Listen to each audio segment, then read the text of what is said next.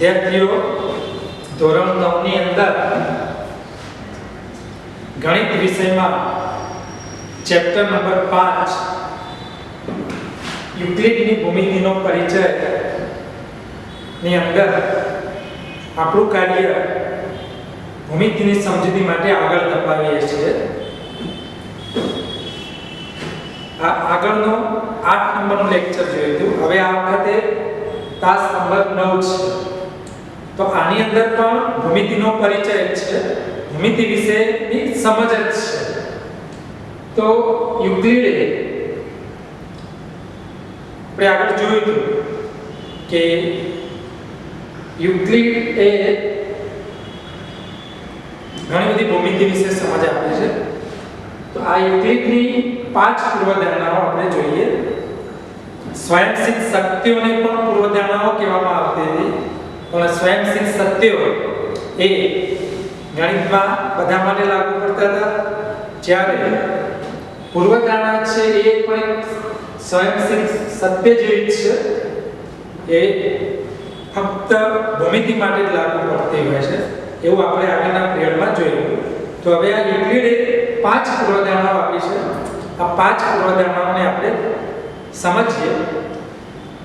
પૂર્વધારણા લખો વિદ્યાર્થીઓ ત્યારે આકૃતિ દોરવી જરૂરી નથી, ખાલી સમજ માટે મેં અહીંયા આકૃતિ દોરેલી છે, ખાલી તમારે માહિતી લખવાની છે। તો જોઈએ આપણે પૂર્વધારણા પહેલી કે આપેલ બે ભિન્ન બિંદુઓમાંથી પસાર થતી અનન્ય રેખા હોય છે। વિદ્યાર્થીઓ એક બિંદુ હોય, જો વિદ્યાર્થીઓ આ એક બિંદુ હોય તો આ બિંદુમાંથી અસંખ્ય રેખાઓ પસાર થાય છે। આ બિંદુ જે છે એમાંથી આપણે અસંખ્ય રેખાઓ પસાર કરી શકીએ છીએ। એટલે એક બિંદુમાંથી અસંખ્ય રેખાઓ પસાર થાય છે। અહીંયા હું બીજું એક બિંદુ લઉં છું, આ બિંદુમાંથી પણ અસંખ્ય રેખાઓ પસાર થતી હોય છે। વિદ્યાર્થીઓ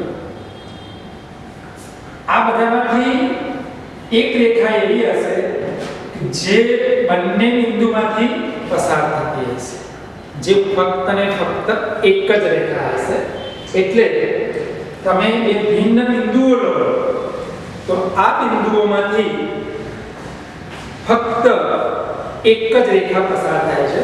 એટલે આપણે પૂર્વધારણા પહેલી એનું વિધાન આવું લખવાનું કે આપેલ બે ભિન્ન બિંદુઓમાંથી પસાર થતી અનન્ય રેખા હોય છે, એક જ રેખા હોય છે। વિદ્યાર્થીઓ આપણે બિંદુઓ લઈએ, આ બે બિંદુમાંથી પસાર થતી રેખા દોરીએ તો એક જ બંને બિંદુમાંથી પસાર થવી જોઈએ।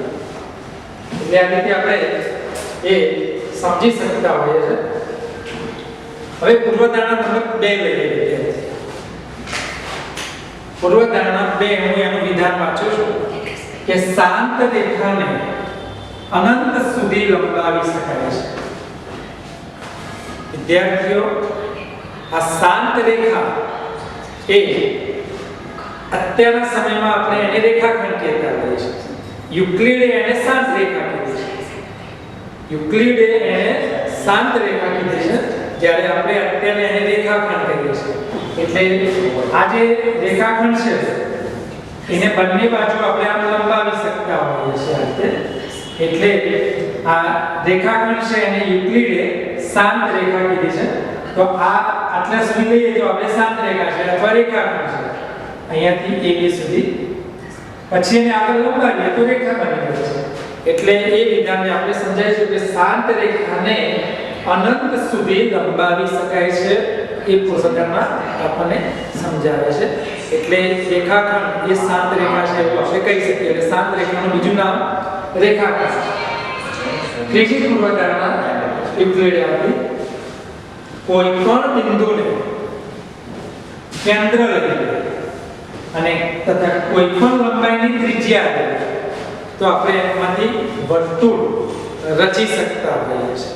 એટલે યુક્લિડે કીધેલું કે વર્તુળ દોરવા માટે કેન્દ્ર જોઈએ અને ત્રિજ્યા, આ માપ હોય તો બંનેની મદદથી આપણે વર્તુળ દોરી શકીએ। દાખલા તરીકે આ કેન્દ્ર છે અને આટલી રેખાખંડ ત્રિજ્યા છે, તો આપણે પરિઘની મદદથી અહીંયા આપણે આ વર્તુળ રચી શકતા હોઈએ છીએ। એટલે કેન્દ્ર અને ત્રિજ્યા હોય તો આપણે એની આપણે પરિકરની મદદથી વર્તુળ રચી શકતા હોઈએ છીએ, એટલે કે વર્તુળ દોરી શકાય છે. એટલે પૂર્વધારણા 3 આ રીતે યુક્લિડે સમજાવી છે. ચોથી પૂર્વધારણા, બધા જ કાટખૂણા એકબીજાને સમાન હોય. વિદ્યાર્થીઓ જ્યાં જ્યાં કાટખૂણો જોવા મળે ત્યાં કે અહીંયા એમના અત્યારે રફ આકૃતિમાં કાટખૂણો મેં બનાવે છે, બીજો પણ એક કાટખૂણો બનાવે છે. આ બધા જ કાટખૂણા એક સરખા માપના હોય, સમાન હોય. વિદ્યાર્થીઓ કાટખૂણા આપણા દેશમાં વધારે જોવા મળતા હોય છે. આપણા ઘરની અંદર પણ કાટખૂણા જોવા મળે છે. દાખલા તરીકે બે દિવાલો ભેગી થતી હોય ત્યાં પણ કાટખૂણો જોવા મળે. બારનો લંબચોરસ આકારનું હોય તો ત્યાં પણ કાટખૂણો જોવા મળે. એટલે આ રીતે આમ લંબચોરસ હોય તો અહીંયા પણ કાટખૂણો જોવા મળે. પણ બધા જ કાટખૂણાના માપ એક સરખા હોય છે એવું યુક્લિડે પહેલાના સમયમાં કીધેલું. એટલે બધા જ કાટખૂણા એકબીજાને સમાન થતા હોય છે. વિદ્યાર્થીઓ હવે પાંચમી પૂર્વધારણા, બહુ જ ઇમ્પોર્ટન્ટ પૂર્વધારણા છે. પાંચમી પૂર્વધારણા ખૂબ મહત્વની છે. જો બે રેખાઓને, અહીંયા મેં બે રેખાઓ દોરેલી છે, જો બે રેખાઓને કોઈ ત્રીજી રેખા છેદે અને આ રેખાની એક જ બાજુ તરફના બે અંતઃકોણો નો સરવાળો બે કાટખૂણા કરતા ઓછો, તો આ પ્રથમ બે રેખાઓને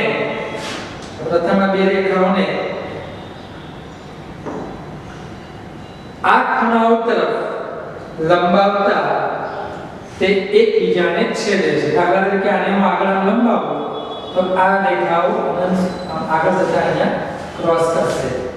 એટલે આવું ક્યારે બનશે? ક્રોસ કરશે ત્યારે આ યુક્લિડે વખતે કીધેલું કે આ બે રેખાની જો કોઈ ત્રીજી રેખા છેદે, આ બે રેખાઓ હોય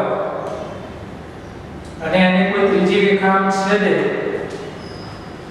આ રીતે, તો આની અંદર જે આ બે અંતઃકોણ બન્યા એ બંને અંતઃકોણનો સરવાળો એ કાટખૂણા કરતા ઓછો હોય, એટલે બે કાટખૂણા કરતા એટલે 180 કરતા એ ઓછો હોય, તો આ બે રેખાઓ જે છે એને આગળ લંબાવીએ તો એ બંને રેખાઓ એ આગળ જતા એકબીજાને છેદે છે, એટલે કે ભેગી થાય છે. આપણે ભૂમિતિમાં એને છેદે છે એવું કહેતા હોઈએ છીએ.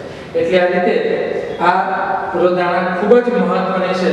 એ યુક્લિડે આ પાંચમી પૂર્વધારણા આ રીતે સમજાવી છે કે અહીંયા જે અંતઃકોણ બને એ અંતઃકોણના બે જે કાટખૂણા છે એનો સરવાળો બે કાટખૂણા કરતા ઓછો હોય તો એ બે રેખાઓ આગળ જતા છેદે છે એવું કહી શકાય છે. તો આ પૂર્વધારણા પાંચમી. હવે આપણે આગળ લઈએ યુક્લિડની પાંચમી પૂર્વધારણાને સમકક્ષ વિધાન. વિદ્યાર્થીઓ આ યુક્લિડની પાંચમી પૂર્વધારણા ખૂબ મહત્વની પૂર્વધારણા હતી, એટલે એના સમકક્ષ વિધાનો આપેલા છે કે પહેલું, દરેક રેખા L અને તેના પર ન હોય તેવા પ્રત્યેક બિંદુ P ને સંગત P માંથી પસાર થતી અને L ને સમાંતર હોય તેવી એક અનન્ય રેખા M મળે છે. વિદ્યાર્થીઓ સમજીએ આપણે આને કે અહીંયા હું સમજાવું છું. અહીંયા રફની અંદર કે આ એક રેખા છે, એક રેખા છે. આ રેખાની બહારની ત્રિજ્યા P છે. હવે P માંથી પસાર થતી, તો P માંથી પસાર થતી તો ઘણી બધી રેખાઓ દોરી શકાતી હોય છે. આ રીતે P માંથી પસાર થતી આપણે ઘણી બધી રેખાઓ દોરી શકતા હોઈએ છીએ. આ રીતે પણ L ને સમાંતર હોય, આ રેખા L ને સમાંતર, સમાંતર એટલે વિદ્યાર્થી એક નવો શબ્દ આવે સમાંતર. તો આપણે રેલવેના જે બે પાટા હોય જે એને સમાંતર કહેવાય ભૂમિતિની અંદર. એટલે બે સમાંતર રેખાઓ હોય એ આપણે આ રીતે કહેતા હોઈએ છીએ. આપણે રેલવેના પાટાની જેમ આપણે એને સમાંતર કહેતા હોઈએ છીએ. આવી રીતે એટલે આ યુક્લિડની પાંચમી પૂર્વધારણાને સમકક્ષ જ્હોન પ્લેફેરની પૂર્વધારણા છે. આ જ્હોન પ્લેફેરે પણ એક આ પૂર્વધારણાને અલગ રૂપમાં આપી છે કે ભાઈ કોઈ પણ એક રેખા L હોય અને તેનું બહારનો બિંદુ હોય અને એ બિંદુમાંથી પસાર થતી અને જો એ આ રેખા L ની સમાંતર હોય એવી એક જ રેખા મળશે. આપણે એવી આને સમાંતર હોય એવી એક જ રેખા મળશે, સમાંતર ના હોય એવી તો ઘણી બધી મળશે, પણ અહીંયા આપણે એને કીધું છે કે ભાઈ આ રેખા M ને સમાંતર હોય એવી એક જ રેખા અનન્ય રેખા M મળે છે, એ એને સમજાવે છે, એટલે આ રીતે આપણે એને સમજી શકીએ છીએ. બીજું વિધાન, બે ભિન્ન અને એકબીજાને છેદતી રેખાઓ એક જ રેખાને સમાંતર હોઈ શકે નહીં. બે છેદતી રેખાઓ હોય અને ભિન્ન હોય તો એ સમાંતર કોઈ ત્રીજી રેખાને હોઈ શકે નહીં, કારણ કે છેદતી છે એટલા માટે સમાંતર ના હોઈ શકે. એટલે યુક્લિડની પાંચમી પૂર્વધારણા જે છે અને આ જ્હોન પ્લેફેરની પૂર્વધારણાઓ છે એ બંને સેમ જ કહેવા માંગે છે. એટલે કેવી રીતે? તો આ જે બે રેખાઓને કોઈ ત્રીજી રેખા છેદે વિદ્યાર્થી અહીંયા, અને આ જે રેખા છેદે અહીંયા જે બંને અંતઃકોણ બને એ બંનેનો સરવાળો જો 180 થાય એટલે કે આ બંને કાટખૂણા બને તો આ બંને રેખાઓ સમાંતર હશે, એવું આના ઉપરથી આપણે તારણ કાઢી શકતા હોઈએ છીએ. એટલે વિદ્યાર્થીઓ આ રીતે આપણે એને જ્હોન પ્લેફેરની પૂર્વધારણા સમજી શકતા હોઈએ છીએ. યુક્લિડે 28 પ્રમેયોની સાબિતી આપી, જેની અંદર આ યુક્લિડની પાંચમી પૂર્વધારણાનો ઉપયોગ થયો નથી. એટલે કે યુક્લિડે આ પાંચમી પૂર્વધારણાને સાબિત કરવા પ્રયત્ન કર્યો. યુક્લિડે આ પાંચમી પૂર્વધારણાને સાબિત કરવા પ્રયત્ન કર્યો પણ એને સફળતા મળી નહીં. એટલે એ પ્રયોગ સાબિત કરતી વખતે એમાંથી એને એક નવી ભૂમિતિની જાણ થઈ, અને એ જે ભૂમિતિ છે એ નોન યુક્લિડિયન ભૂમિતિ તરીકે વિકસી. જ્યારે યુક્લિડે જે ભૂમિતિ બનાવી એ યુક્લિડિયન ભૂમિતિ તરીકે વિકસી. એટલે આ જે નોન યુક્લિડિયન ભૂમિતિને અયુક્લિડિયન ભૂમિતિ કહેવામાં આવે છે. અને આપણે અહીંયા જે શીખવાની છે એ યુક્લિડિયન ભૂમિતિ છે. તો આપણે અહીંયા યુક્લિડિયન ભૂમિતિ અને નોન યુક્લિડિયન ભૂમિતિ બંને વચ્ચેનો ડિફરન્સ સમજવાનો છે.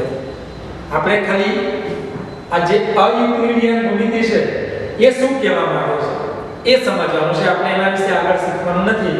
જ્યારે આ યુક્લિડિયન ભૂમિતિ છે એના વિશે આપણે આગળ ભૂમિતિમાં અલગ અલગ ચેપ્ટરો શીખતા જવાનું છે. તો જોઈએ યુક્લિડિયન ભૂમિતિની અંદર આ ભૂમિતિ સમતલીય ભૂમિતિ છે. આ ભૂમિતિ એ સમતલ માટે લાગુ પડતી હોય છે યુક્લિડિયન ભૂમિતિ. જ્યારે અયુક્લિડિયન ભૂમિતિ છે એ ગોળીય ભૂમિતિ છે.